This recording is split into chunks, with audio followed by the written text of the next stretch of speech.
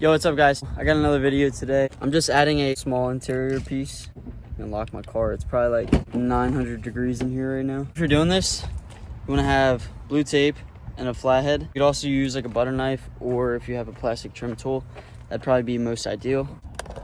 I'm gonna pull my steering wheel out first. That's actually the first time I've ever done that.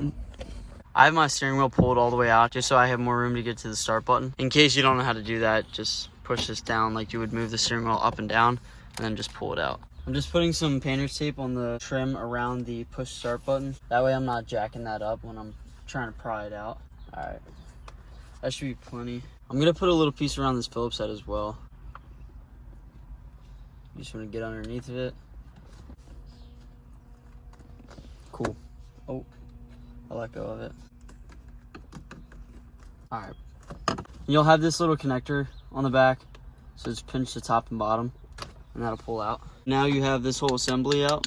These little plastic clips here, there's what, 6 of them. You take all those off. I'm just gonna start from the top and work my way down. Now that's split apart. We got to take the actual button out. There's 2 little prongs inside of here that need to be pinched together, and the button has to be pushed out. It actually came with a mini flathead, so. Here's the button I ordered. They also have them in red, but I wanted the blue because, well, my car is blue. I also have this blue interior trim, which honestly at first I wasn't a huge fan of, but I think having the button to tie it all together will make me like it a little bit more. I also ordered the blue steering wheel buttons, the M1 and the M2, but they're not in yet. So I'll be making a video for those once they come in. So keep an eye out for that if you're looking how to do these buttons as well. I don't even know if this is why they gave you the flathead, or if they gave it to you so you could pry it out. I don't really know. Now for the really hard part, you want to take the blue button, line it up straight, and just push it in. I pushed it all the way in. You might not be able to see the clips inside of there, but I'm actually gonna have to use this little flathead to put the clips on top of like the little prongs that are in there. Word. So that just clipped on, button moved. I'll take the back piece that you took off.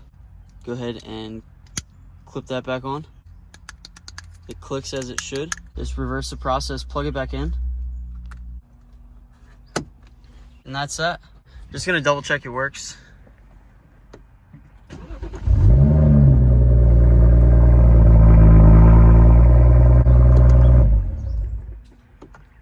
It's hard to tell because it's so bright, but it is illuminated just like the factory one is.